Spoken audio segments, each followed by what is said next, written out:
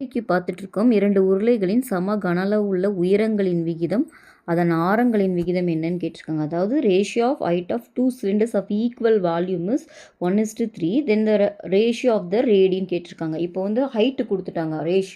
ஹைட்டோட ratio என்னன்னு பார்த்தீங்கன்னா h1/h2 இது கொடுத்துட்டாங்க. ஓகேவா? அது என்னன்னு பார்த்தீங்கன்னா 1/3. ஓகே, உங்களை என்ன கேட்குறாங்கன்னா ரேடியஸோட தான் கேட்குறாங்க.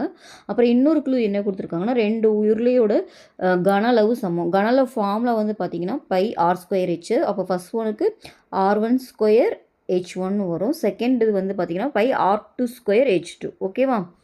இதுதான் கொடுத்துருக்காங்க. சமம்னு சொன்னதுனால நம்ம ரெண்டும் ஈக்குவல் பண்ணிக்கிறோம். இந்த பை கேன்சல் ஆயிரும்.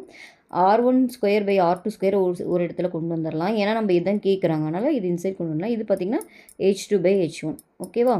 அப்போது r1²/r2² எவ்வளோ வரும்னு பார்த்தீங்கன்னா இது பார்த்திங்கன்னா h1/h2 வந்து 1/3னா h2/h1 வந்து 3/1 ஆயிரும். ஓகேவா? ஸோ இது ஸ்கொயர் எடுக்கணும். ஏன்னா நம்ம ஆரங்களின் விகிதம் தான் கேட்குறாங்க. இது வர்க்கத்தில் இருக்குது, அதனால் ஸ்கொயர் ரூட் 2 சைடு எடுத்திங்கன்னா இது என்ன ஆகிடும்னா r1/r2 = √3/1 இருக்கும். ஓகேவா? இதுதான் இந்த சம்மோட ஆன்சர். ஓகேவா?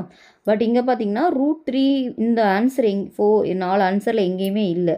அப்போ இந்த ஆன்சரை மேக் ஓவர் பண்ணி வேறு இங்கே இருக்கிற ஆன்சரை கொண்டு வர முடியுமான்னு பார்க்கணும். இப்போ பாருங்கள், நான் இந்த ரெண்டையும் மேலேயும் கீழே √3ஆல் மல்டிப்ளை பண்ணுறேன். அப்போ என்னாகும்? இந்த √3 × √3 வந்து வெறும் 3ஆக மாறிடும். கரெக்டாக? இங்கே 1 × √3 √3ஆக மாறிடும். ஏன்னா ரெண்டையும் நம்ம ஒன்றே மல்டிப்ளை பண்ணுறனால வேல்யூ எதுவும் நம்மளுக்கு சேஞ்ச் ஆகாது. ஓகேவா? ஏன்னா நம்ம கொடுத்துருக்க ஆன்சர் கொண்டு வரதுக்காக இப்படி பண்ணுறோம். ஸோ இப்போ இந்த ஆன்சர் பார்த்தீங்கன்னா 3:√3. இந்த ஆன்சர் எங்கே இருக்குதுன்னு பார்த்தீங்கன்னா டியில் இருக்குது. அப்போ இதான் இந்த சம்மோட ஆன்சர். ஓகேவா?